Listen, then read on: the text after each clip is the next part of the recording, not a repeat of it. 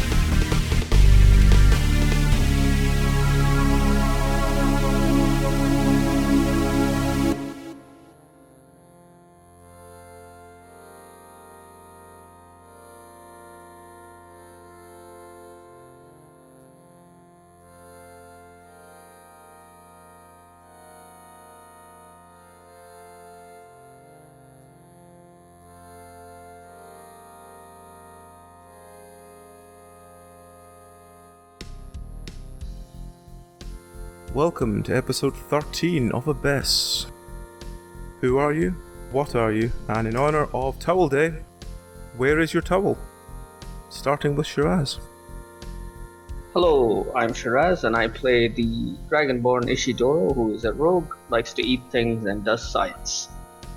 My towel is actually right behind me on the chair that I'm sitting on, so I'm prepared. I am a hooky food. Good. Wednesday? Hi, I'm Wednesday, and I play Layla, the Tiefling ex-soldier who randomly kills people by accident. And my towel is hanging on the door of my bedroom. So I'm not as prepared because I am not recording in my room. Fair enough. Tauno? Hello, I'm Tauno. I play Rasthikos, the human warrior, an impoverished noble who kills people on purpose sometimes, and who has been eyeing the magical talking sword that someone else took the week he wasn't here. And your towel? Yes, my towel is currently, drying in the bathroom. Well, it's probably dry at this point, but, it's where it's used most. Dragon? Hello, I am playing Nitra, a Drow, who is very conflicted about quite how much of her Drow nature is still, in charge at this point. My towel is also on the back of the bathroom door, but because my flat is weird for storage, my towels are stored in a unit in the hallway, so they're always relatively close. Okay. And finally, Susie. Hi, I'm Susie. I play 13, the Goblin minion who does what she wants and will probably bite someone if you try and take her stuffed toy away from her. And my towels are in the bathroom and on the back of the bedroom door because that's where towels are supposed to live. So, and everywhere is close to my front door because I have a tiny flat, so I am super prepared as well in case I need to wave my towel in a time of crisis. I did expect a more elaborate answer from you, but okay, fair enough. Well, you asked about towels, not the zombie apocalypse. But it's always good to know where your towel is. It is. I agree. Which is why I know I expect Susie to always have a plan for zombies as well. I mean, I do have towels everywhere. I have a towel in the car, there's a towel at the yard. You never know. Okay, so what happened last week? All the things. I have so many notes. Last week for you, dear listener. An awful lot happened. We went into the Drow camp, and it appeared that they had been killed much more recently than Sloop-de-Doop. 13 finds a headband that has arcana, which she has decided is the best shiny in the world. Everything was pretty trashed. We found a medical bay, so we took lots of supplies. There were other doors going through. We found a library and an office from which we found information about where the camp was sourcing some of its slaves from, records of them being recaptured and being sold on to somewhere else. We eventually found the record of our own escape, and then we found out who the owner of this camp was.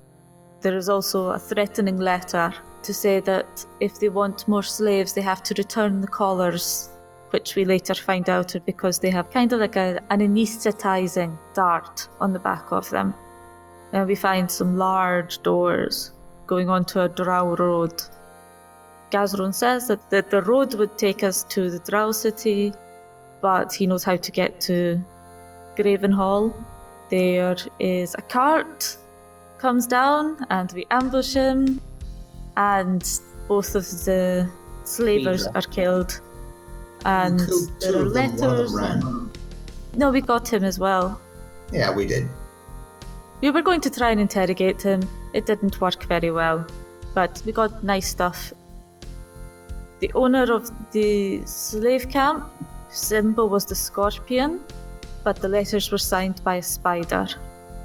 So we ended up with the slaves that were on the car, and we are now in Gravenhollow with all of the other freed slaves. I can't remember if we've woken the Quaggoth yet, because I don't think we have. We were concerned about it panicking and accidentally killing everyone. But we are now in Gravenhollow, and we have destroyed the demon gem that we've been carrying for a while. I'm no longer feeling that hungry. Finally. Oh, also, there was the pendant, like a locket that we found in the Drow camp, and it had an image of what I think is a Drow priestess in it, but I suspect that it is some sort of communication thing. Is that not portrait? So it is the portrait locket. Yeah, portrait locket, yeah. We also found 2 bags of holding that looked like pillow cups. You did. Yes. And a lot of gold. And a lot of gold. One has all the gold and stuff, and one had the gem in it. Yes. And then cleaned it out. So we have 1 empty bag of holding and 1 bag of holding with lots of gold. First of all, Stool is traumatized, but it's not clear if Stool can actually detect the giant's thinking. Stool can't seem to read the giant's thoughts. It's as if that their stone minds are too thick for him to psionically discuss with. Yeah. And from what I remember, we did arm most of the slaves. You did, yes. You gave them stunning sticks. Stun batons. That were my nemesis. Yes. I still haven't figured out which side not to hit people with. Yeah, it's probably not best to hold in the middle. So, having rested for a couple of days in the immense libraries of Gravenhollow, you find that basically there's tiers and tiers and tiers and tiers and tiers and tiers of books and tomes and whispers and shades. Basically this whole place, it feels like a proper bastion of knowledge. And there's pretty much all the books you could ever want at your disposal if you want to sit and read them or study them, but a lot of them seem to be written in very thick dwarven script or thick, what must be some sort of primordial rune, but there is a vast quantity of knowledge here if you want to read any of it. I would like to have Gazrim alongside me because he's the only one who can actually read Dwarvish here. Mm-hmm. And kind of try and look for information on what these demons could be. If there's been a historical precedent for it. Alright, so it's happened before. You sort of wander to try and find what to do about this. Gazrim has a small discussion with one of the giants. The giant tells him that this whole plane was created by Grumpf Benir, who was a drow who created this whole area. Like the Underdark? He created this entire region for Lolth to use, effectively. And he is a divine sort, or is he just... When Gazrim asks the giant doesn't want to reply and just seems to sort of talk. What Gazrim describes as sweary words when asked to talk about Grumpf. Okay. I see. So I would like to also do some research, please. On? I want to look and see if they have anything that could help me work out exactly what the deal is with this portrait in the locket. I fear it is communication. I would like to know one way or another. Roll me lore. See what you find. Damn it. You don't find very much.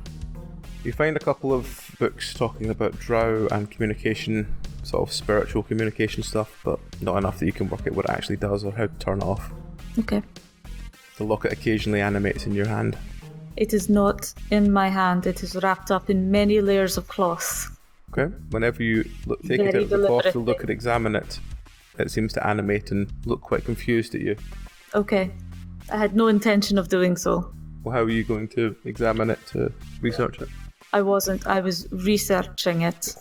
As in, if the books mentioned anything about that ability. They don't mention much. Thank you. Okay, so there's no kind of information that Gazrim can glean about what these demons are by their description and stuff like that?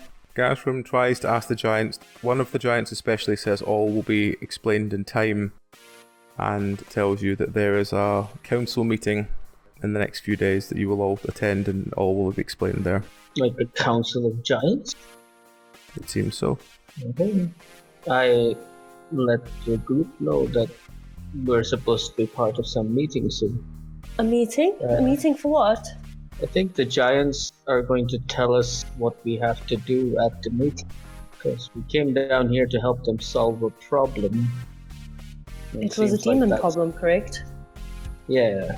Seems like they have matters to discuss. Gazrim is also informed that there's something in the sort of storeroom over there that is yours. He wanders over and opens it and looks quite confused and beckons you over. And inside there's this massive pile of stones. There's a shovel. There's a quite large stone hat. And there is a fist-sized diamond. 13 is going to run over to the stone hat and examine it and attempt to pick it up and put it on. I would have so thought you'd go for it. It's very, very heavy.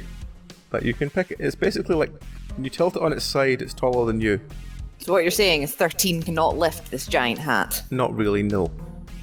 Rasthikos will have been very excited at the idea of a storeroom with stuff and will be very dejected at the sight of just more stone stuff. I will pick up the stones. But if 13's excited about the hat, Rasthikos will go over and help her get it on. And then she's immediately crushed under the weight. This 13 may be crushed under it if you actually put it on her. Are you gonna hold it above her head so I think she's wearing it? Yeah, I'll help you lift it up over your head and sort of lightly release some weight to see if you can actually wear it. I mean, this can only go well, right guys? Roll. He's gonna make you roll for it. Rasthikos and 13 roll me a d20 to see what happens. Just straight d20? Mm-hmm. I thought you'd be using your strength, right? Just to see if anything... No, although 13 nearly breaks her neck, she seems okay. Yeah, got a hat! It's basically kind of like a wide-brimmed hat. It's just a massive hat. It's like a giant wheel when you roll it along the ground. I'm guessing it's not for actually wearing, because again, if it was too heavy to actually be worn, Rasthikos will just safely slide it off 13 again. It seems like it's made for a giant to wear. I look at Rasthikos and I go, that could be a shield, if you look at it a different way. It's a hat! When she points. I mean, shape-wise, I'm with you, Ishidoro, but it's made of solid stone and far too heavy to be an effective shield. Fair enough. I go and look at the rocks that are piled up. Okay. There's just a massive pile of rocks and a shovel. The shovel is about 2 times the height of you. I ask Gazrim is this the giant's idea of a practical joke? They said it's something to do with the payment you agreed in Gottnogrim. We did not agree any payment. Oh! This is our money! Can we spend this? Can I try and lift the shovel? I suppose you can spend it, yeah, but I don't know how much stone goes for. I mean, I'm sure it goes for a decent amount here. I was about to ask, Layla, do you still have the hour-sized shovel? Yeah, I usually hold it with my tail, so I can hide it behind me, because I'm shy. For surprise attacks. Yeah, I just want to pick up the other one. I seem to have a thing for spades. It's huge. It's massive. Like double the size of me. It's basically like Can I try it? You can try it. It's basically like lifting, kind of like a telegraph pole. Cool. Like a cable. Kind of like a caber, but with a handle on one end and a quite large stone blade on the other end. Oh. No, you try and pick it up and it's just not happening. Oh. Well, I mean, there's no way we're gonna be able to transport any of this, so maybe we ask for like some other kind of payment, and I pick up the diamond and I'm like more like this. How good a quality is the diamond? It looks pretty flawless. I'd like to do a geology check on it, please. Yep, sure. From what you can see, it looks like the best diamond you've ever seen. If we could get more like this, that would be very nice. But this is a nice stone. You notice Gazrim speaking to one of the giants, and then Gazrim turns to you and says, "Apparently this is what you asked for payment. I've asked him twice now if we can exchange the stone for anything. He told us no. This is what we asked for." I think there's been a miscommunication. I don't remember asking for payment. He gets a sort of tablet from the giant which has certain symbols written on it, and he goes, "Well, it says right here, the little one wants a hat, the bigger one with the green skin wants money, and the rest of them just want some stone and the shiny rock." I think 13 got us into this. Oh, and it says at the bottom here, give him a shovel too. Thank you. So tell him thank you very much. Alright. They say thank you. We can't return. The giant just grumbles away and wanders off. Okay, well, I guess we own a bunch of rocks. We could make a house. Are the rocks at least brick-like in any way? You know how if you build a snowman, you have the big rocks, the middle rocks, and the small rocks, and the tiny rocks? It's basically a collection of those. Rocks with snowmen. Yeah, Rockman, I guess. Yeah. Like there's a collection of quite large rocks, then quite medium-sized rocks, then small rocks, then tiny rocks. Most of them are about the size of up to your waist. Goodness. Oh well, I guess we might as well make use of it, and I suggest that we mount the shovel onto the cart. We could take some of the tiny rocks as ammunition. Yeah, make some slings from fabric. We've got bows and arrows from the time we fought the Drow at the tower. If we can find some leverage, we may be able to use the shovel like a catapult. I like how you're thinking. Maybe we'll ask the giants. We'll ask the giants to help us out. And I've just realized what I've said, and now I'm absolutely mortified because, oh my gosh, people do horrible things with catapults. No, they don't. They just gently knock upon large doors. Okay. That's going to be the quote of today's episode. People do horrible things with catapults. No, they don't. They just gently knock on large doors. It's like, can you let us in, please? With a giant rock. Oh, God. So, are you doing anything with any of these stones or shovels of anything? Or the diamond? I am putting the diamond into the bag of holding. The gold bag of holding or the other one? With the gold, I guess. With the gold, yes. The money bag of holding. Yes. Right, okay. And the rest of the stuff, we're just leaving it there because we can't carry it right now. Yes, we can't take it at the moment. Don't we first have to defeat a demon? Yeah, I think the meeting's about Demon that. gem. Okay. The demon gem is gone, right? You destroyed Yes, you smashed it last week. Yes. The greed one is gone, but the giants have issues with another demon. That was it. You still have the letters of this Seraglio person and all the other stuff? Yes, I believe we do. Yes. And we also have the collars. Yes, we have the collars.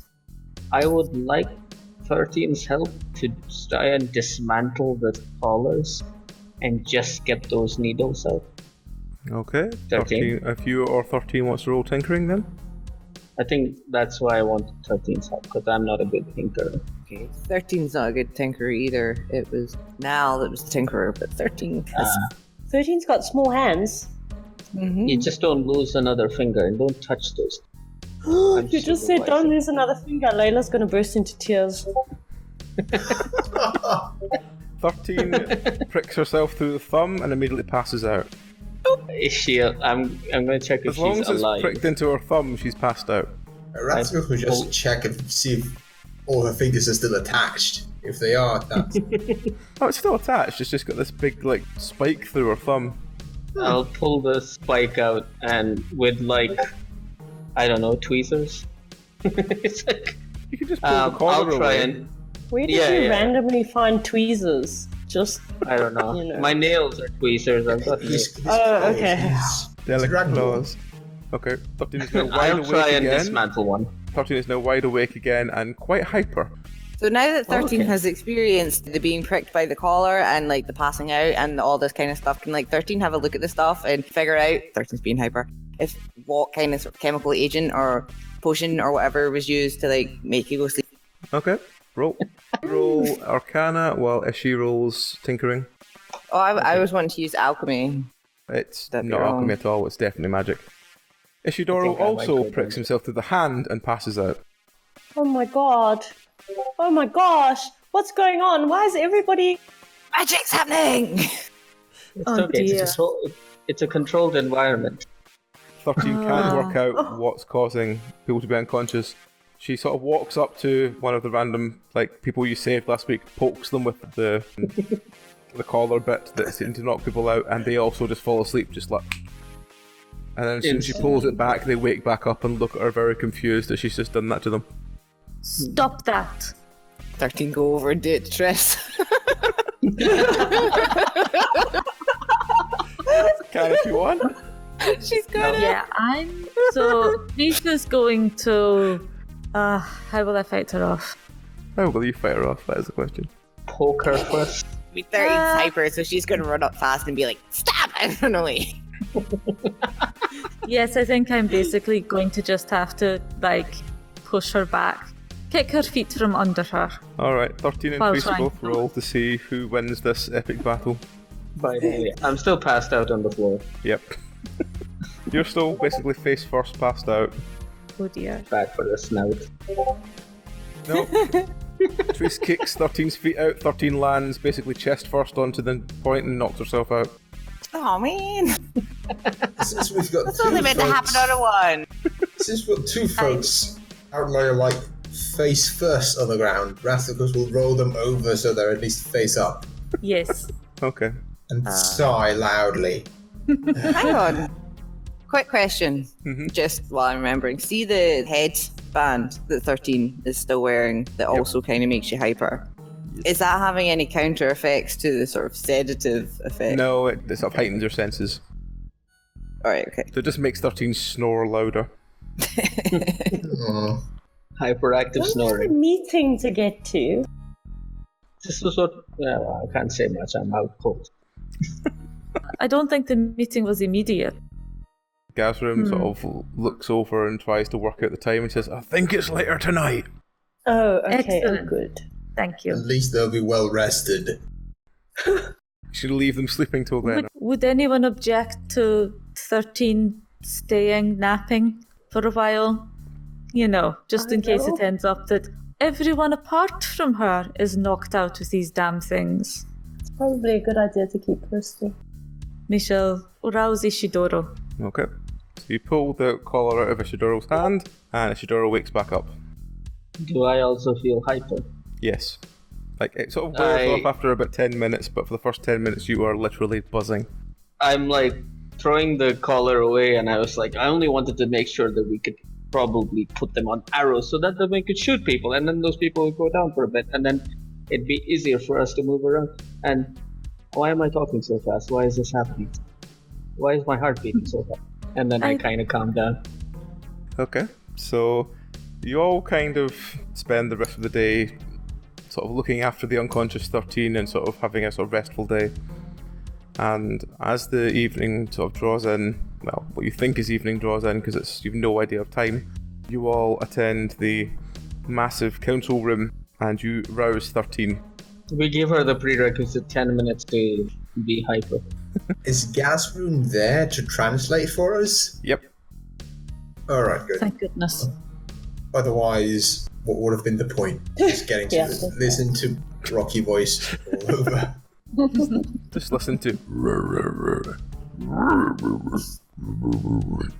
for about 10 minutes. Well, we get to listen to that, but we get translation for it as well. So yes, as you sort of move into the room and sit down, you notice that there are 3 or 4 other gatherings, which seems to be the bunch of slaves you rescued, the Kotoa sort of chief in charge, who you rescued as well. There seems to be a man, well, a humanoid person wrapped in like hundreds and hundreds of scarves, and 3 massive giants. There are several smaller giants sort of dotted around the room, but there are 3 sort of massive main giants in the middle of the room that are bigger than the rest. Do I have Stool and the were-rat with me? Yes, Excellent. since they're just assumed to be with you at all times. Can I whisper to Stool and say, can you sense anything from the figure in the scarves? Okay. And he looks distant for a couple of seconds, then he comes back and he looks quite... For you, knowing Stowe as you do, you would describe him as looking cross-eyed, and he seems to babble a little bit and then become more of himself and then go, "Fish!" Fish? What? What do you mean, fish? Are you feeling okay, Stool? Huh? He seems a little confused. Okay. Thank you for trying, little one. Trying what? He doesn't remember. Nope. Is there any lichen nearby? You've got like a huge supply of lichen. Okay, I will give him some lichen. He contentedly sits and munches lichen. And I'm assuming we're now getting incredibly strange looks. No. I mean, that's not... The figure in the scarves does seem to sort of look and tilt his head a little bit towards you as if he's trying to work out what you are. But he does the same with the 13 other waves group. very enthusiastically. But he does the same with the other group because you're just both like large groups of strangers, so... Could I roll a perception check on the figure? Mm-hmm. Sorry, an awareness check. Mm-hmm. No, you can't really tell much from him. You can tell he's humanoid, and that's about all you can tell. Okay. He does seem to be staring angrily at... There's a little statue in the middle of the room that looks like it's dedicated to someone. But you know how some statues are made and they're made quite favourably where all the sort of good qualities are emphasised, and statues are made of with sort of like disdain in mind where they're quite hated and like they basically make them look as stupid as possible. They've kind of done both with this, and you're not really sure who it is. It does seem to be what looks like a drow in an open robe with like very little underneath, and he seems to be holding a book in one hand, and he seems to have a look on his face of incompetence but also tyranny. I'm going to avert my eyes and not look at that statue. I whispered to the others, I think that might be the drow that created this place. Drow, lots of books. What do you mean created? You remember when I went with Gazrim to the library and he translated a few things for us? He said that there was a drow who created this place for this area. And when I asked if they were a god, the giant was upset and said sweary word. So, not very well liked here for this person. So see this statue? It's got a book in its hand. Yeah. Can 13 go over to the statue and have a look at the book to see if there's any like words carved on it? Mm-hmm. You sort of glance at the statue. It seems to be your traditional statue where it has just sort of squiggles instead of words, but it looks like it was...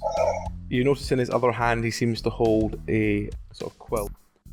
But it's weird. It's like a quill, but it could be a staff that's just kind of really oddly shaped. It's a very weird statue. 13's gonna go up and like climb on the statue. Oh my gosh, really? Okay. Roll. Yep. Roll your balance.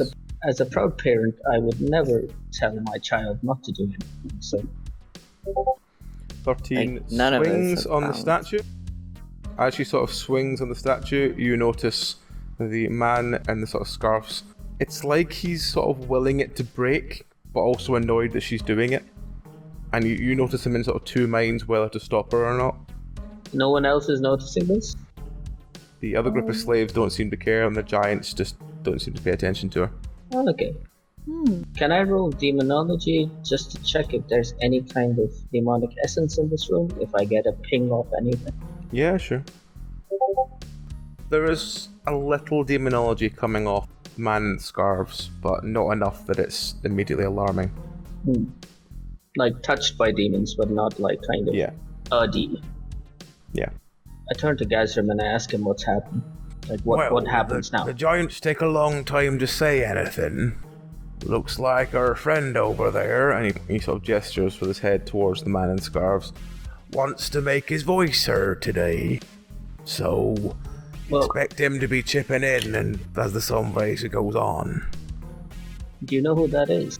I don't know him per se, but I have a feeling he's one of them Drow.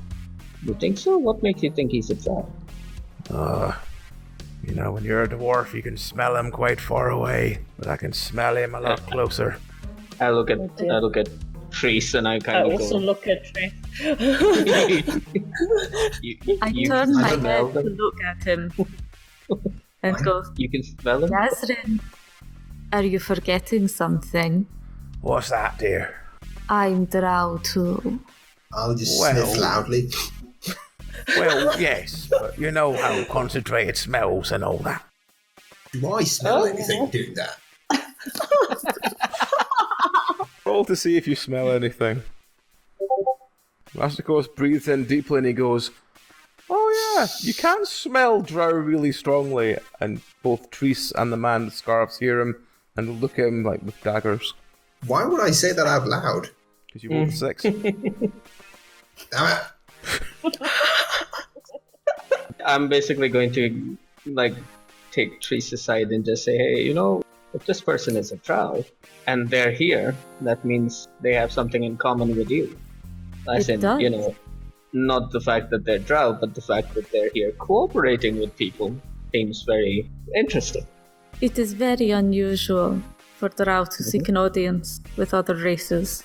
It will be very interesting. Maybe we should go up and talk to him, and since I can't speak the common properly, I can only understand it bits and pieces from what we've been learning around you. You'd be the best one to talk to. True. Amongst Drow, we speak our own language, but it is similar, I believe, to Elvish, the above ground Drow. Maybe you can get more information about it. As you're discussing this, one of the giants stands up and begins speaking. And as you expect, it is very much a...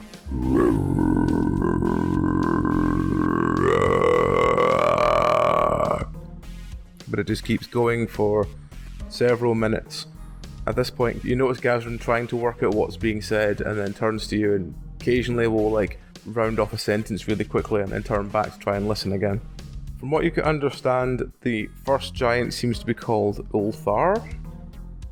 He refers to everything in past tense, and he seems to be reciting everything in a very poetic, rhyming couplet style way of talking. That's cool. I stand at attention the entire time he's speaking. Is he recounting history? He seems to be recounting, the history of the land or something like that, but it's very much in weird, bizarre detail. I mean, the details Gazrin gives you is things like, he sort of turns to you and goes things like, the land was once young, turns back, and he turns back around and says, and the giants were small, turns back, he comes back again, and there were demons, and then there was Gravenhollow, and there was books, and he's kind of talking very strangely about giant things I don't really understand. Has he mentioned dwarves? No, he's talking about, the giant people and why they are here to keep books, something about a basilisk. I'm not really following what he's saying, to be honest. A basilisk? if they something need about help with a something basilisk. about the joy of a basilisk that won't look at people or something. I don't know. That explains where they get all the stones. A shy basilisk? Something about that. It's some kind of giant story about a basilisk. Apparently it's learned a lesson, and the moral of the story is that even basilisks can be nice or something. I'm not really sure what's going on. Why would stone giants care much about basilisks? They'd just be overgrown lizards to them, wouldn't they? They're Isn't already that what a stone. dragon is? Not quite, 13. Why are you so derogatory towards other creatures? That's not good. I don't want to run Basilisks into... are people too. Oh No, they're basilisks. No, not basilisks or people too. We were doing so But they well. I know. But basilisks are... They are Basilisks. not usually considered intelligent, sentient life. Even other the giants, the They're micro. magical predators. Yes. Predators with magical abilities. Well, Gazram is Layla saying that looks- this guy is speaking in prose, so it could just be like a flight of fancy. Could be just, It could be. I mean, we Layla don't just know looks much about their completely history. mortified. She's hanging out with a group of horrible people that are just nasty about all the things. Oh, you haven't even seen half of it yet. Come off Apparently it, this Layla, you've basilisk killed was people called too. Veldiscar. Well, just go. Okay. And he always walked with his head down, apparently. I don't Gazram, really how know do you spell why. that? How do you Yeah, spell like- that? Veldiscar, if you really want to know in your language, I think it's spelt Veldyscar. Alright then, thank you.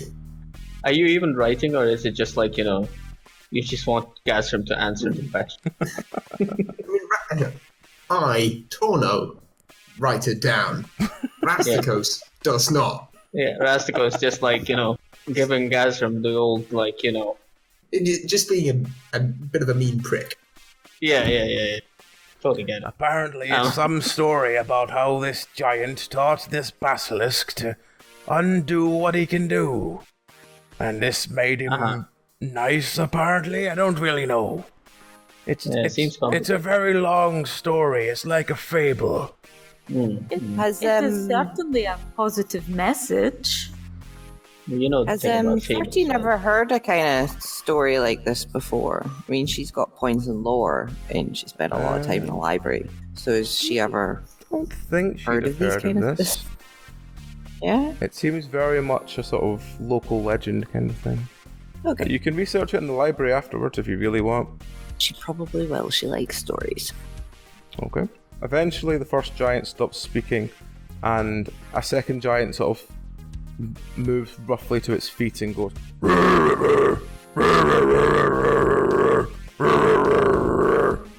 Talks in a far more like grumpy, annoyed tone. Gazram turns to you and goes, "Right, this one is Ermus, and he deals with like the here and now. Every day he'd want to know that. He just seems annoyed about everything. And he's talking about new blood in Gravenhollow and how this is going to be beneficial somehow. Because it is. Giants are really strange people.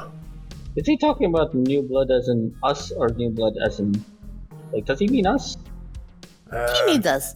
I think he does. He is gesturing to us right now. Are they going to that make a- baby giants? Is that his finger? I thought it was... I don't really think Is that- that giants procreate in that way. I Okay. just start blushing. Could I Right. do an awareness to see what the veiled figure's reaction to that is? And if I can tell if he can understand giant, understand primordial. Yep. He definitely can understand what's being said. And can I tell anything about his reaction to this discussion of new blood? He just seems to be like eyeing over when the giant's sort of gesturing to one side, then the other side. He seems to be looking over all the people he's gesturing to as if trying to work out what's what. At this point, Gazram turns to you and goes, "Right, we've just been introduced to everyone as the ones that killed the demons. So I look wave my regal, hand. look regal, it'll look good for us all." And Gazram starts like queen waving. I follow Gazram's cue and Queen Wave. I'll pull I'm out standing my at hammer attention. and lean it on my shoulder. I'm standing at attention as a soldier does. Okay. I will put on my best supercilious drow posture. And what is 13 doing? She's going to scratch her bum. Fair enough. Like, she's not paying attention to this at all. She's like scratching her bum, picking her nose, doing goblin stuff. Yep. Gashram then sort of leans down and goes, right, he's now talking about how we've killed 3 of the Oct, which I think means 3 of the 8. 3 of the 8. And this is the grumpy one talking, right? Oh, why? This is the modern one. He's very much grumpier than the others. He's not happy about having to give this speech.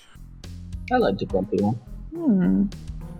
At this point, the third giant starts speaking, and speaks in a much more... It's like a weird airy tone, despite the fact it's growl, and it's like...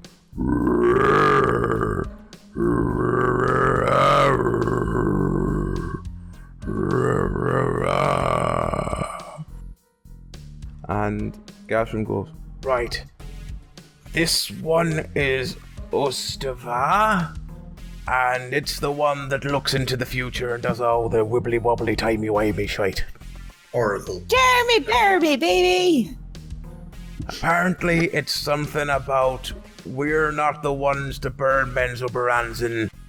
Apparently that's a good sign. I don't really know, but yes, just keep Queen Did he Wave, say that'll be when? fine. I mean, Did he- evidently went to Barenstein is where the slavers are from, so I they keep can burn. I keep waving and I say, did he say we won't burn it down? We're burning something down? No, I And don't want I'm to just gonna keep quiet after that. preempt anything. The giants say they're not going to burn down the Drow city. I don't know the significance of this, whether that means we are going to, or the demons are going to, or whatever, but I wouldn't be sad to see a Drow city burn. No offense, Chris. That is very wasteful. There are many Well- advantages to having a city. I mean, technically, we haven't ourselves caused the city to burn. We've maybe instigated the dragon to do one, and we may have tried to set a lot of fires unsuccessfully. But I'd say so far we haven't burnt anything down consciously. Also, depending on the size of the city, it could be a really beautiful fire. I look at Layla and I'm like, there's hope for you yet.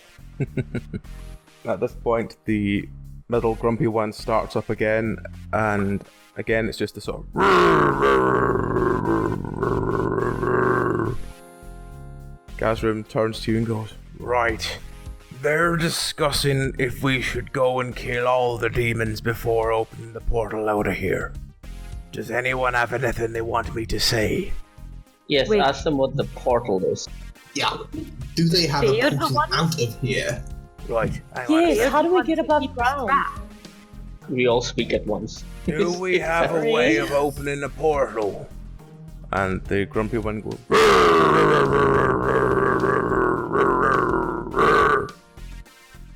I don't turns around know and what I expected. They say they can open one, but with the demon influence, they don't want to.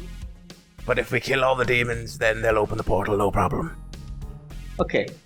Can you ask them one question? Can you ask them, like, when they say a portal out of here, are we on the planet? Like, are we underground or are we in some other place? Gaston just blinks at you as if he's never thought of that, and as he turns around to say something, you hear a sort of shrill voice at the back of the room go, surely we should use this to our advantage. Open a portal and bring reinforcements through. You stone-headed fools don't think correctly. We need to be tactical. We're dealing with Drow. And again, Looking around the to see who this is. sort of middle giant again responds with his usual, like, and Gazrim again whispers, right, so that's apparently Viserin, and the giant said, no, too many will die if we do that. And Viserin is the who? Viserin's the one over there in all the scarves. Oh, right. Can you ask them the question that I asked you to ask them? Sure. Where actually are we? And the giants. Because we don't remember anything. The giants just reply with.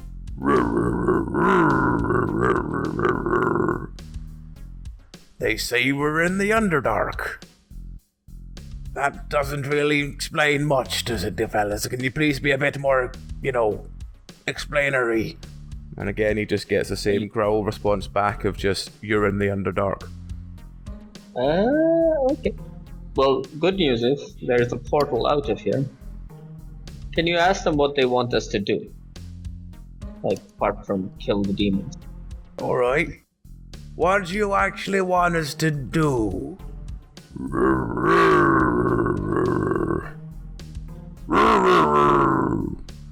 Right. They want us to sort of round up the last of the demons and then sort of, Uh-huh. And is there a list of the demons that are left, wandering about? Do you have more information about these demons? At this point, the shrill scarf voice goes, Come on, they can't be expected to kill the demons if you don't tell them anything. I point to the scarf man. Yes, that.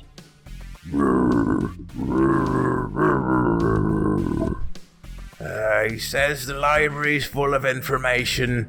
You can just research it in time.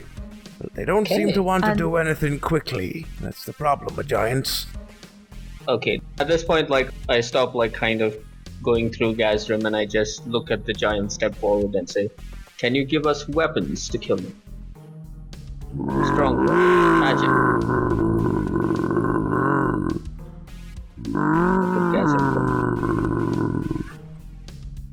Gazrim just leans over to you and whispers, They said you've used your ingenuity up to now and it's worked quite well, so they don't think they need to give you anything. And the future one says, yeah, that's how they worked it. Cheapskates. Okay.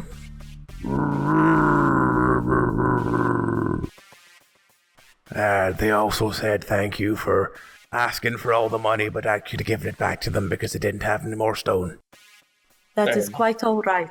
However, if they do not intend to actually give us any help or information, why should we go and fight demons on their behalf? Because we might be able to go home. I am.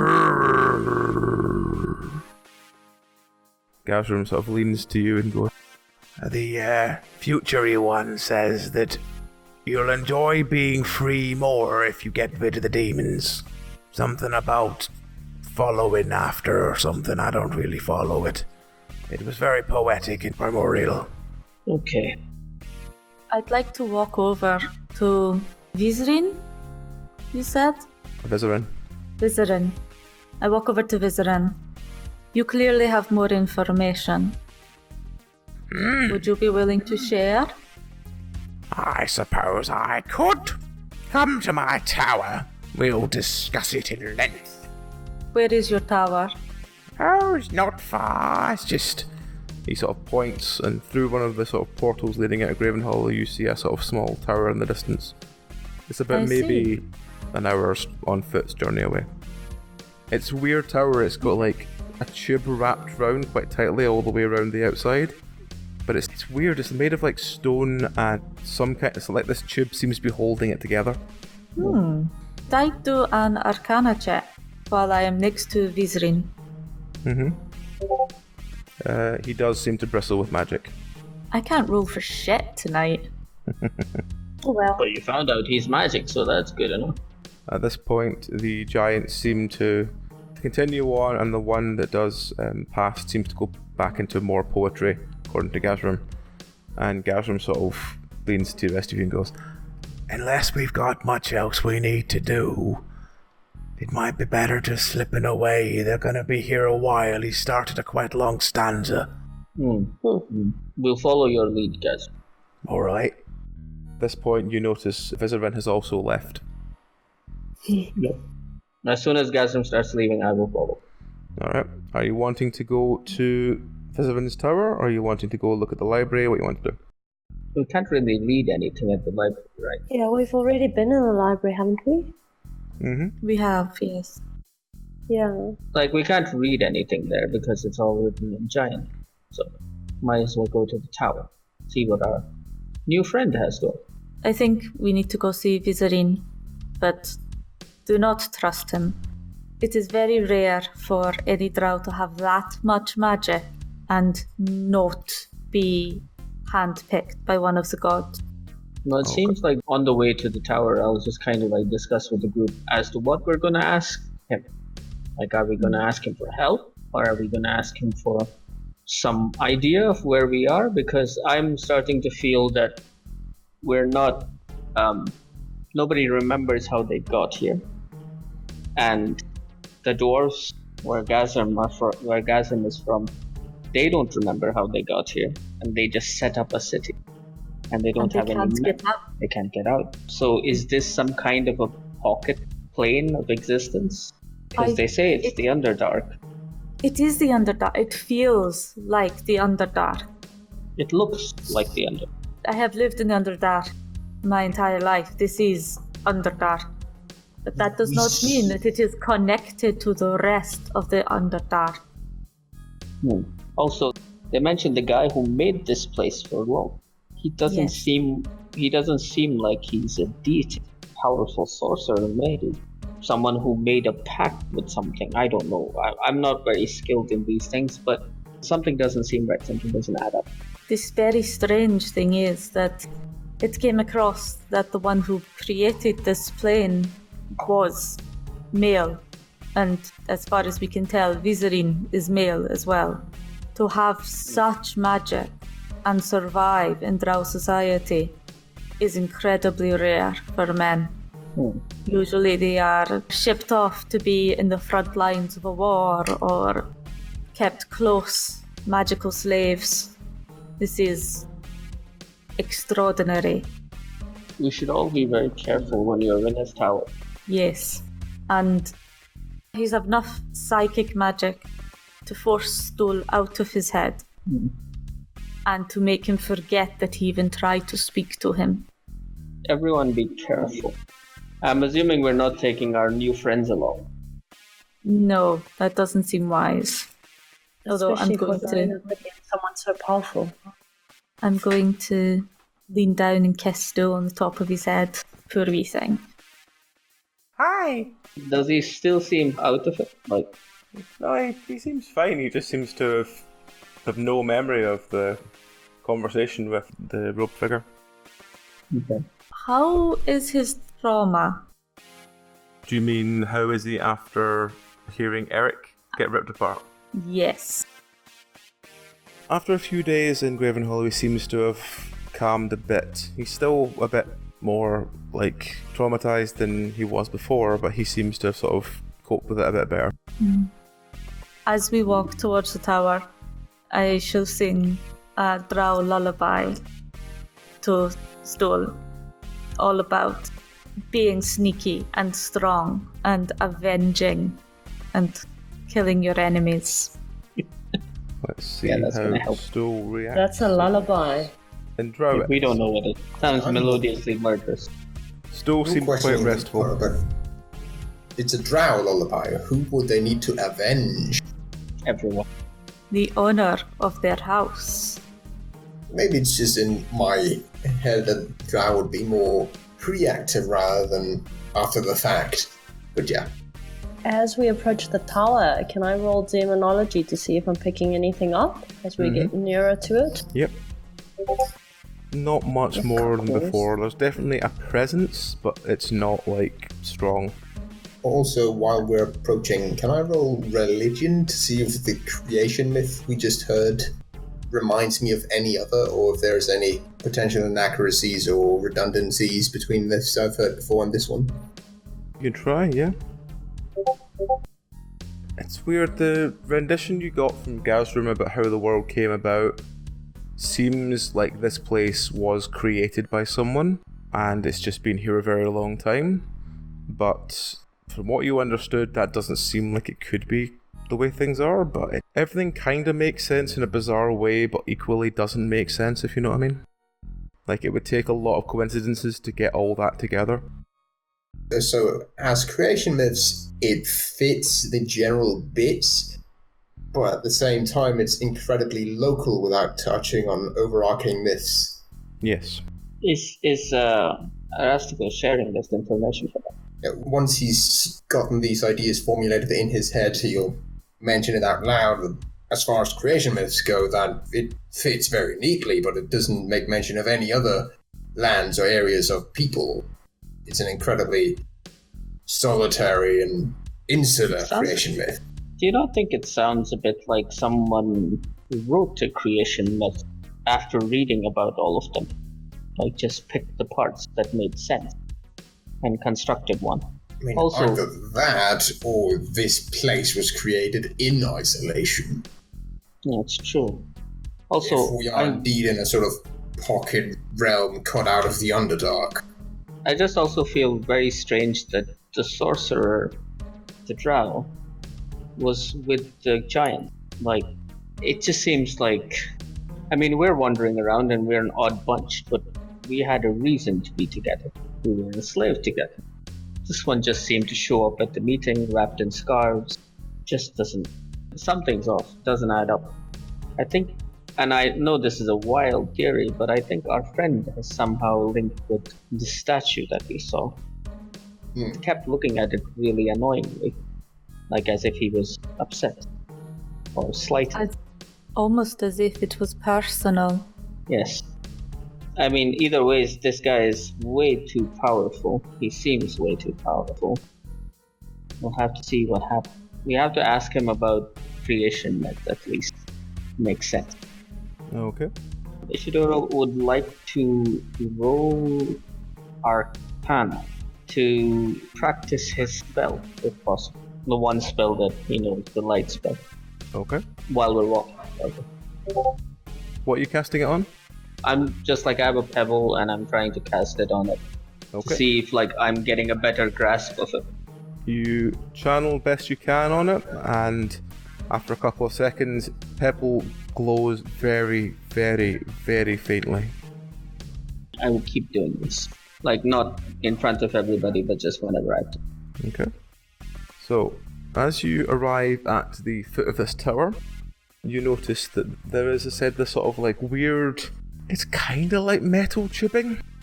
It looks about maybe a meter in diameter, and it's like a circle tube that seems to wind really tightly around the tower going all the way up. And it looks like it's the only thing holding the tower together, because underneath the tubing the tower looks quite dilapidated. There is a very large wooden door on the front of the tower though. So what are you going to do? No? Could I do a demonology check first, please? Mm-hmm. While that's happening, I'm actually going to ask 13 if she remembers anything before she was, like, here. There is a faint sense of demons around here. But not from the tower. No. Somewhere nearby, but it's not the tower. I'm sorry. Can I turn it off? That's okay. How do I turn off the demon? That's a question. That's okay. Don't worry. You sense like nice demon. Oh, good. Say that. Oh, good. Okay. Yeah, so I asked 13 if she remembers anything before she, was here. Like, before the time that they spent, before she spent time with Nal and everybody. 13 kind of looks at him sideways like, yeah, 13 had a whole life she remembers. Okay. Like, were you ever on the surface, or have you always lived down here? I came from surface. So you remember your time at the surface? Mm-hmm. And do you remember how you got down here? No. Okay, so you have a gap of memory there too. Well, you see, what happens was, we worked for the old wizard, wizard dude, me and Nal, and then some adventurers came, and we were on break, and we kind of forgot to stop them, and he was a really old man, and anyway, he died, and then we all got sold off. And then I woke up and... Yeah, well, when a guy dies, he has his, his castle and all this stuff in the castle, and then everybody splits it all up, and then the castle gets sold off to whichever other evil wizard decides to come and take it along. Nal and I were sold probably to the Drow, and then we woke up in their slave camp, and it kind of made sense. I mean, I was kind of hoping we'd maybe go and work for a wizard that had a tree house, because I've always wanted to live in a big tree house. But we ended up getting sold to Drow. And you remember being sold to Drow, or were you just like, you've been sold to Drow? Somebody told you. Like, did you see them, or were you just like, did you not know? Oh, we went to the market. I'm trying to ascertain if, like, you remember how you came here or not, but I think that, like, all of us, you just passed out and you woke up here at the slaving. I came here with you guys, yeah. Yeah, okay, that makes sense. Because if there was one of us who could remember how we got here, then that would make sense. Like, that would be one of the things that makes sense, but no one remembers how they got here. The Drow brought us here. Who? The Drow. The one with all the scarves? Well, No, the one from before. 13 Like, 13 just keeps going in circles because, like, as far as she's concerned, she probably got hit in the head at some point. And this happens to her a lot, so gaps in her memory aren't in it. So she's like, yeah, the Drow brought us here, they had the whips. If 13 starts talking to herself in circles, Rasthikos will sort of talk over and point out, the Drow do seem to be at home. We saw what you, Triss, said was Mensa Baranzan. We've seen organised bands of Drow travel throughout the Underdark. Yes, but they've always lived here. They've always lived here, so they don't know any better. Us surface dwellers. Compare that to Gauntlgrim. They've been here for a while. They've found no way to the surface. They've found nothing but stone, no metal of any kind. Yet the Drow seems to have resources to outfit bands of people to travel throughout the Underdark. I mean, they lost us. We were 10 slaves, though one of us died in the escape. They still send out several groups to recapture us. But then the person who created this place sounds like a Drow too. Yes. But to remember that if this was made as a place for lols, I'm beginning to feel we should not be saying that name out in the open. But if it was made as a space for the spider goddess, then Drow that are loyal to her could potentially have her blessing to move between planes if this really is separate from the rest of the Underdark. 13's going to put her hand up. Yes. And be like, if the scarred guy can make portals, why can't the other Drows have a person that can make portals too? Wow. That's a very interesting question. Like, because Treese was saying that he's unusual, right? And he maybe did something bad or something. So maybe, like, the Drow folk have their person that makes the portals, and then they fell out with this guy and kicked him out or something. I don't know. Just saying there could be more than one person, and the demons could maybe make portals. Just don't the demons come from another place too? Yes, they do. You know? Not outside the realm of possibility. I knock on the door while we're talking, like, Knuckles first. You knock on the door. The door is answered by what looks like a small goblin. It goes, yeah. Hi! Just looks at 13, blinks, and just starts backing away. I let 13 take the lead here because plainly she has an advantage. Hello, goblin friend! I'm 13! Hello. What's your name? Says his name is Cleve. Hi, Cleve! Cleve. Can we come in? You say this as you walk in, like it's like... Are you here to see the master? Yeah! Oh, okay. Are you here to kill him? No. No. Okay. He's expecting us. Oh, he's expecting you. I will turn the death traps off. Thank you. I sort of scuttles around. Can I see these doing death some traps? 13, yeah, in a very professional manner, she wants to follow him and watch him with the death traps. Okay. This is goblin shit. Is it really a goblin? Yes, it's really a goblin. It's just your typical, spike traps and, battering ram traps and stuff that seem to be going along. There's piles of what looks like sorted junk everywhere. Literally How piles of often do swords, people- piles of, cups, piles of, armor, piles of clothes. Just literally piles of the same thing, just in huge, massive piles, all around. And there's a very weird spiral staircase leading up. How often do people try and kill this man? Well, More often than you'd think. Okay. We used to have people come and try and kill our master every other week. It's better when they don't lie to you about trying to kill him. Because then I have to release the creature. And he looks quite What's a creature? off. He looks quite sort of shifty side to side as if I don't want to talk about the creature. bad idea in front of 13. I'd like to look around and see if I can see any trace of what sort of creature this might be. Yep. Roll. Not really, no. You see a couple of stone panels that look like they could slide back if necessary, but you don't know which of them would actually have something behind it. Okay, as we go through, It just seems like everyone's speechless at this. Yes.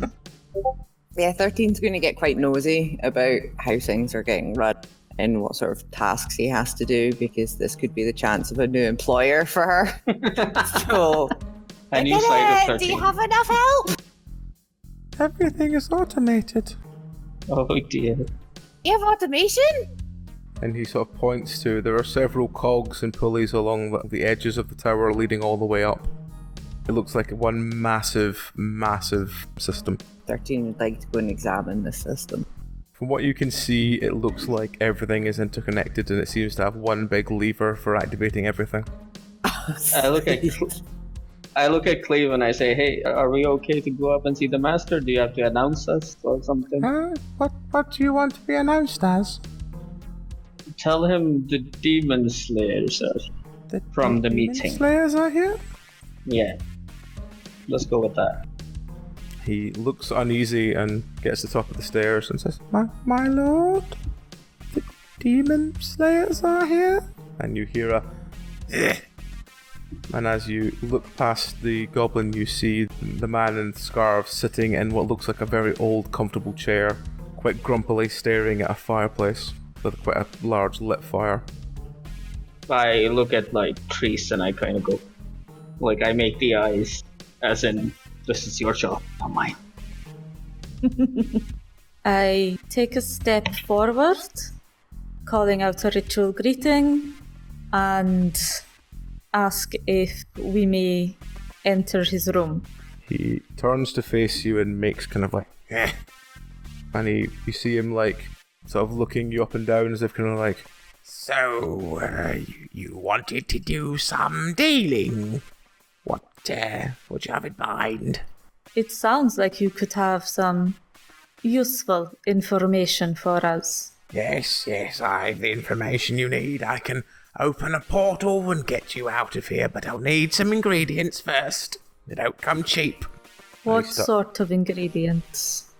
And he moves to the table and starts rummaging through hundreds and hundreds of scrolls and pieces of parchment as if he's trying to find the right one. All around the room seems to be again full of these piles of random stuff, junk everywhere.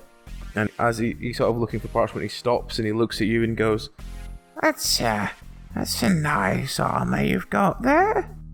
You wouldn't be willing to part with it, would you? It's very nice. Do you have a need for Drow armor? Roll me an awareness. Natural 20. You notice his eyes flicker green for a second and he goes, Yes, I do. Green. I make a twitching motion with one hand behind my back. Something isn't right. Can we just pretend, since I never mentioned otherwise, that I still have my hammer out and on my shoulder?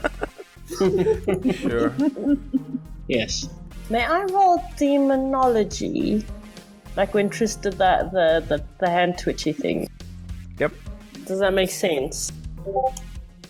Again, You've got to be joking. he has some kind of demon about him, but it's very much like a sort of, again, maybe touched or maybe influenced, but he's not got a demon about him now. Oh, okay. Are they speaking Undercommon? We're not doing what language people are speaking. I've long since given up trying. Oh, okay. No, I was just curious. He continues to ruffle through parchment and eventually goes, "Aha! Here we have it. This is what I need. Bloody Grumph, taking all my credit." What did he take? You What? mean... Sorry, you mentioned somebody there. Sounds familiar. Now, bloody Grumph, taking the credit for all my work. I Who's built that? this place. Me. Vizerin. You mean this tower? No, I mean this whole world. I built it. This plane. That's I impressive. built How it. did you do Bloody that? Grumph took all the bloody credit, stole my book. Created his own little world, did he? No, he didn't. He stole it all from me. When? Several 100 years ago. What's it to you? Nothing. I mean, just curious. Where is he now? Is he still around? He lives in Menzelberranzin with the rest of them. Not like Vizerin. Not like Vizerin. Vizerin, you have to leave. Vizerin, you're not here. Vizerin, what are you doing? Vizerin. He seems to be like fidgeting quite angrily with himself. Yeah, that's unfair, I feel. If you've done all the work and someone just comes along and takes it, that just sounds horrible. Exactly! And he walks up and waves a finger in your face. See? He understands! Now, you find me these! And he hands you a piece of parchment with a very, scrawled list of things on it. And he goes, you bring me those, and I'll open a portal. But didn't the giants say that we had to kill all the demons before the portal opened? Yes. The giants will say lots of things. They take months and years to do anything. This will do it. This will answer all our problems. And it'll also do something to get rid of fucking Grumph. Bloody Grumph taking all my credit. I built this. Can I read the list? Can I read the list while he's grumbling to himself? Yep. Just go over it. What's in it? It says, Can I read it first? Yeah, it says 6 angel's feathers, an unhatched red worm egg, 13 tim masks, and 1 bucket null blood. What? I mean, I'm sorry, I missed the second last one there. What was that? 13 3 tim masks, which are... Actually, no, you can ask Gazram what they are if you want to know what any of them are. It's not 13. It's the number 13. I was confused for a second as well. We can't just kill 13 and have her buried with a mask. yeah, that's not how it works. We need 13 of them for one.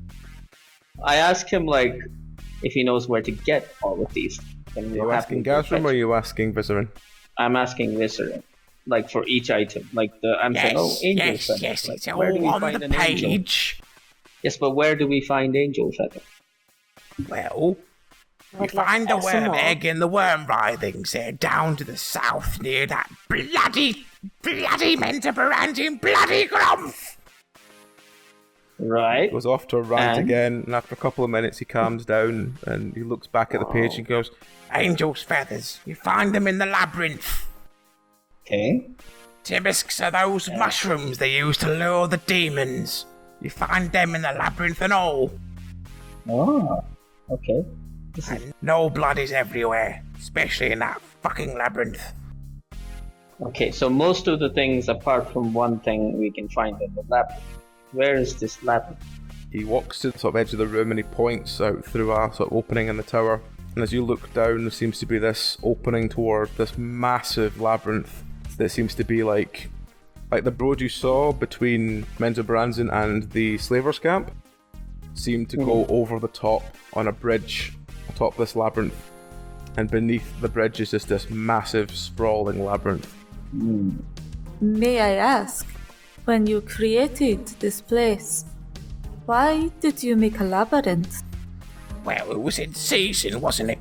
It's a new thing. Ah, They used to have hedge mazes, but now you don't want hedge mazes, you want labyrinths. Everyone loves a good labyrinth. this is true. It looks like a truly fearful labyrinth. You it made is. this, didn't you? It is. You Problem made is this who lives labyrinth? there now? Bloody Grob. I look at Mr. and I say, does Grump have a hand in making this labyrinth? He didn't make a damn thing. He stole it all from me. So you made this. Yes. So you know a good way of getting in and out of it. Every good labyrinth has a secret, right? Yes. What's the secret for this one? He's left, then right, then left. And you get out? No. It's a labyrinth. Lots of twists and turns. But if you want Yeah, but safely like to go through, it's left, then right, then left. Left and right and left. Okay. Right, that makes sense. Just don't make the then on mistake the- of going left, then right, then left, then right, because you'll end up dead. Thank Because you. there's lots of spikes. I loved spikes. You know how underused spikes are in a labyrinth. Oh, I love spikes. Criminal. Got pit traps. Yeah, pit traps, kneecappers, the whole lot. Those the arrow ones, like? No, the ones with the little trench that when they're standing, it comes out and stabs them to the knee. Okay. He sort of gestures quite happily to What? himself. What about the ones that shoot arrows out the walls? Oh, they need to be loaded and they get clogged with blood. There's no point in them. Do you have a beast? Oh, yes, God, we've I'm got a several beast beasts, wandering on. but the biggest problem is, well, since the demons appeared, they've kind of taken residence in there.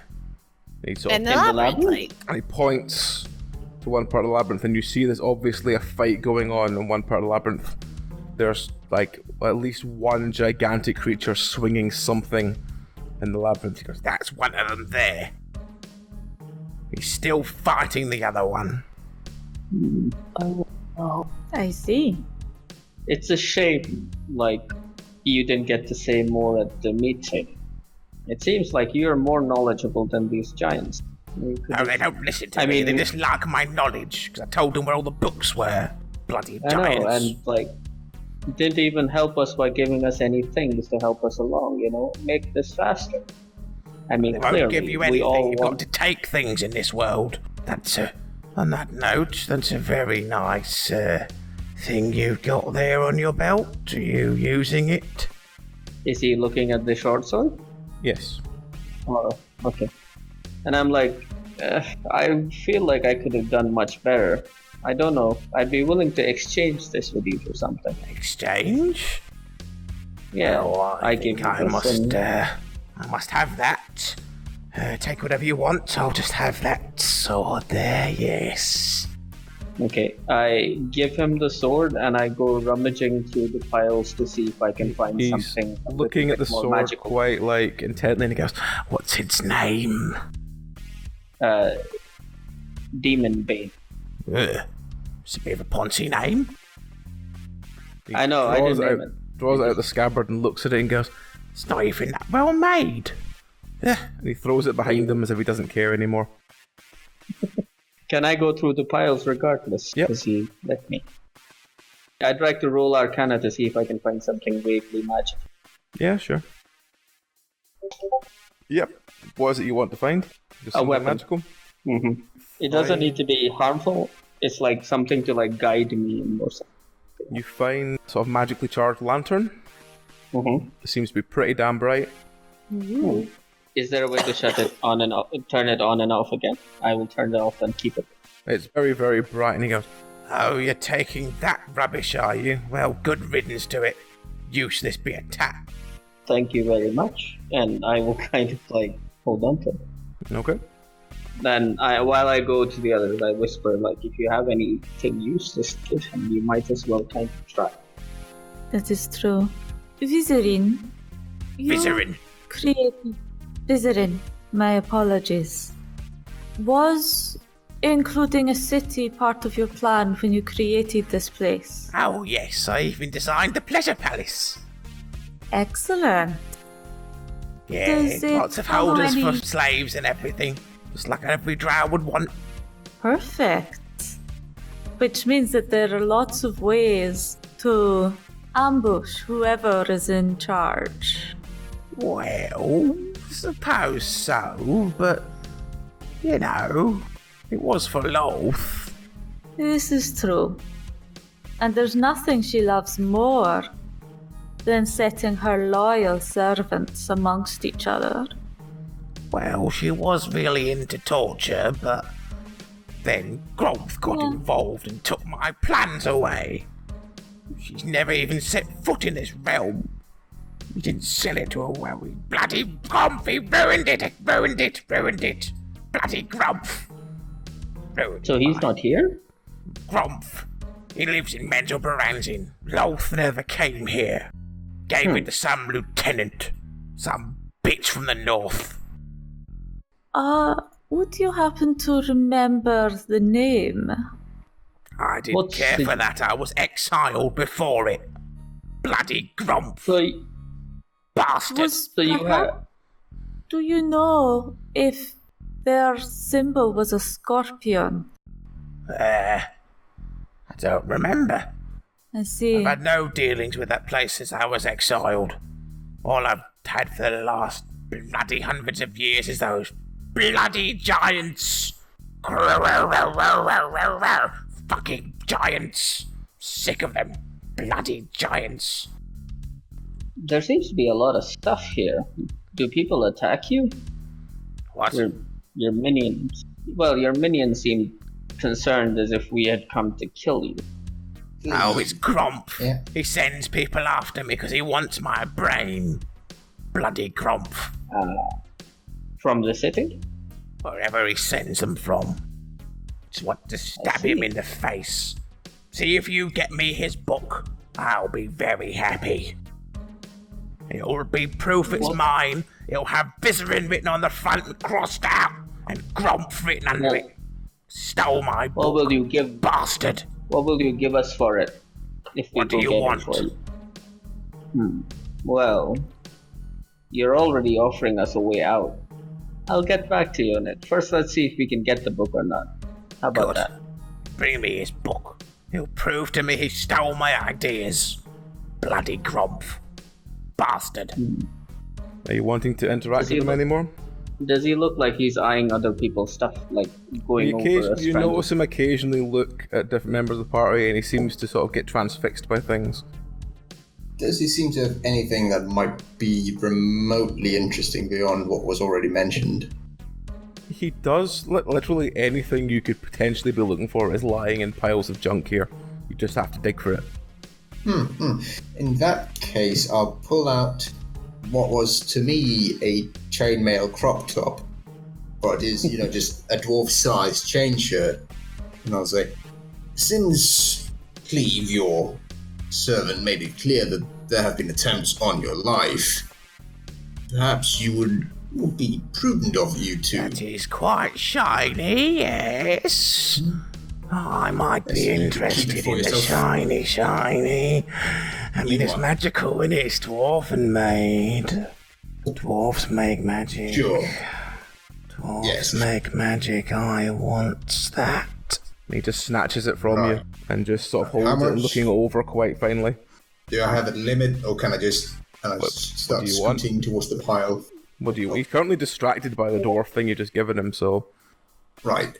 In that case, I'll look for an actual metal sword, if there is anything, an actual war weapon. There's a couple of drow blades that look quite deadly effectively. They look like they're serrated or... they look like drow daggers. Very good, a sidearm. And would he have any polearm of any kind?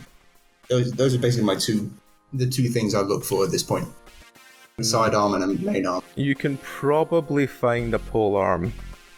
It's basically just like kind of like a spear. He does seem to have one spear behind the door. It looks like it was very much used. Basically, like one of the drow must have had it at some point. I'll grab those two things, and I'll look back at him if he's still distracted. He's still distracted by it, and he goes... He seems to be shaking it next to his ear, and then he's sort of like, Oh, It's not magical, is it? Oh well. And he throws it over his shoulder again and seems to be lost interest in it completely. Alright, good. Well, so I've got that. Anyone else want anything? Shouldn't we be making our way to the labyrinth? Yeah, if no one wants anything, we'll probably do that. Alright, so you make your way back downstairs with your new list of things. And does 13 want anything before you disappear? Bow and arrow. Z. Okay, yeah, you just basically pick a bow and arrow up off one of the piles. No one seems to bat an eyelid. And just the one arrow? Yeah, just a quiver full of arrows. Alright. And you notice at this point Did you make explosive arrows? There's no explosive arrows around, but there is just normal arrows. Just like the kind of things a drow would have on them, so just like a quiver of like 20 arrows. Okay. Yeah. It's mostly drow stuff here, right? It's mostly drow stuff. There's occasionally one or two little things, but most of it's drow stuff. And you notice that Vizerin seems to be lost in his own little world. He seems to be walking around the tower, back and forth, just staring at windows, looking at things. Like he looks at the labyrinth, then he seems to look at Gravenhollow, then he seems to look at out the other two windows, just one after the other, then back again, then just seems to keep walking around muttering to himself and occasionally yelling things like, "Bloody grumph!" This is typical master behavior. 13 is unconcerned.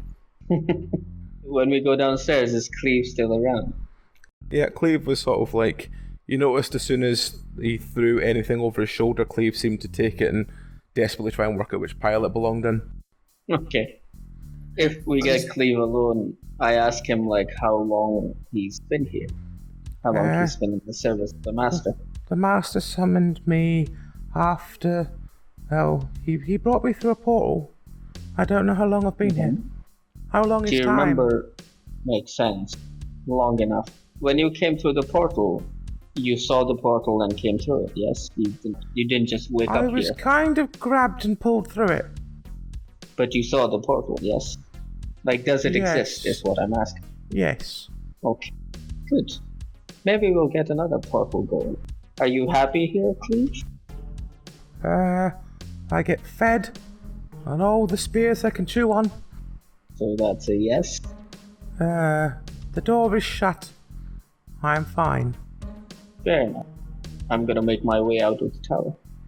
Okay. I'll just mention, Cleve, in one of those piles, I gave Vizerin a chain shirt. And it seemed to distract him, but I was trying to tell him that it was meant for you, so I don't feel bad for taking. I can't take anything. If I take anything, you'll notice. Does Cleve wear any clothes? He wears a very simple sort of leather armor. He actually wears armor. Like a sort of, you'd get from a normal goblin, like sort of very, like, ill-fitting leather armor. Right. But it seems to basically be armored enough for him to sort of have enough movement to sort of run around in.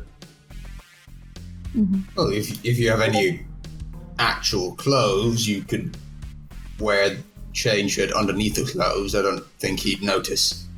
Oh, he'd notice. He notices everything. Well, most things. Well, some things. Well, yes, he notices. Master notices. He notices items. He likes things. He gets very obsessed with things. He must have them. He must have them. I see. We should be back this way at some point. Carry on as you are doing, Cleve. Okay. You all walk back outside and he shuts the door and you hear about 4 locks go behind him. And we're heading towards the labyrinth, correct? It's up to you. Are you wanting to go back to Gravenhollow and get the cart, or are you wanting just to go straight to the labyrinth? Do we need the cart for anything? We have a pair of bags of holding. Yeah. How far is it by walking, by estimate? Like the same amount as when we were on the cart? Because how we moved? The entrance to the labyrinth seems to be between the tower and Gravenhollow. Okay. We might as well. I show Gazrim the list and I basically ask him like if he knows anything on this list. Like, does it pop out to him? Well, I'm not sure if this is worm or worm. What? YLO, I'm guessing. Ah, that's Yes. right, aye. Is it a dragon egg? Well, Yeah, where red else are we going to dragon find a red worm egg? Oh, well, you know. By any chance, is the writing gender neutral? Well, it's a sort of ancient symbol, you see.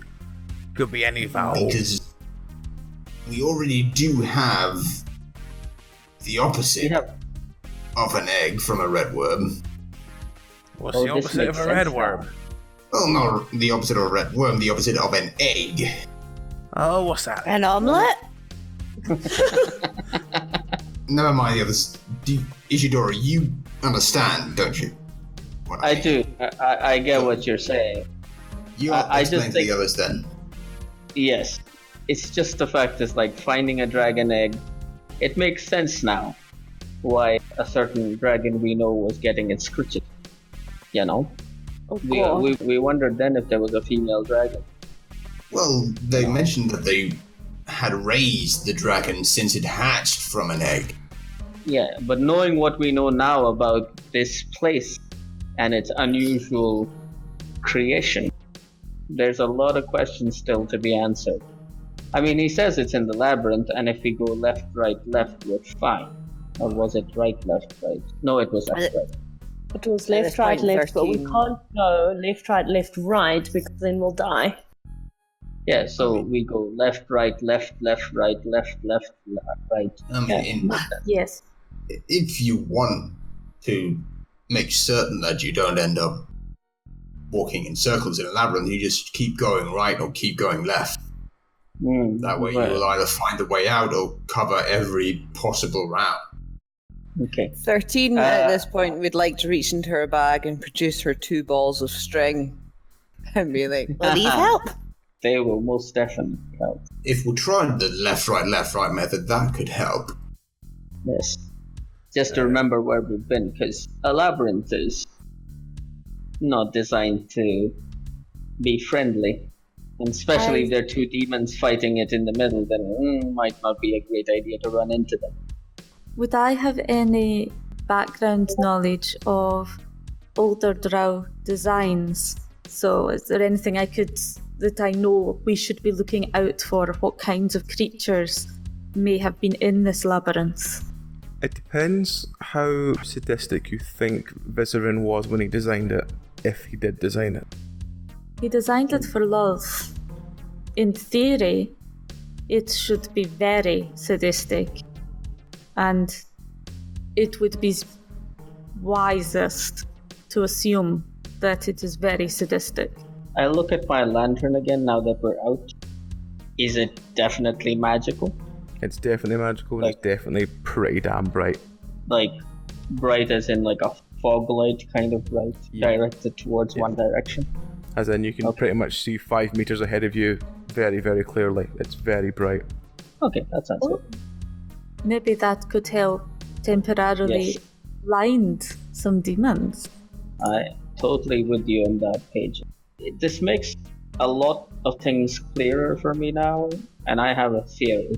I see. This Grump's character is at least as powerful a wizard as our friend in the tower.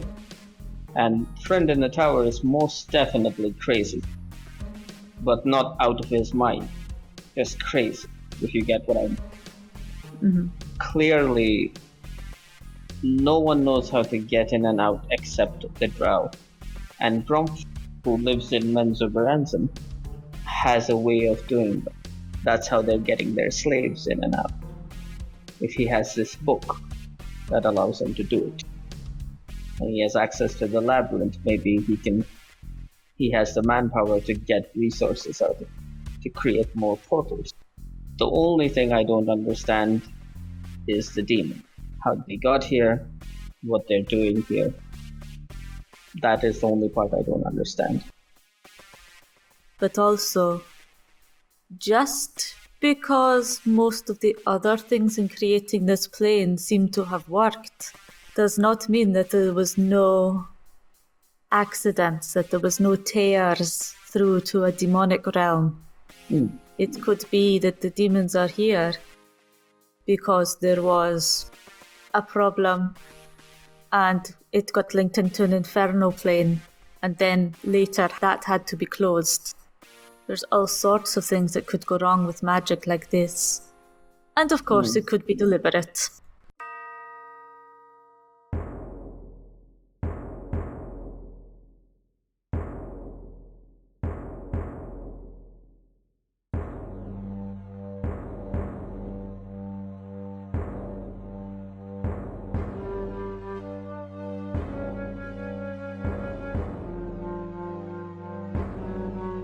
Cold silence returns. The waters lay still, for this week at least. Join us again next week for more of our tale. This podcast is an adaptation of Out of the Abyss, a 5th edition D&D adventure. It was adapted from the original story by Nikoli Popsky.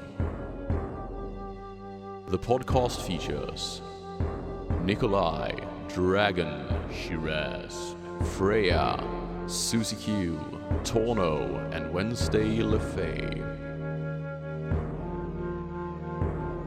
All music was written and performed by Daniel Boström. Artwork was by John Moore. And if you, dear listener, wish to acquire your own sets of finest metal or acrylic adventuring dice, then journey through the Underdark to dndice.co.uk and speak the name Penance RPG at the checkout for a 5% discount off your order. Farewell and Godspeed, for we fear the madness is closing in. Good night out there, whatever you are. Ha ha ha ha ha ha ha ha.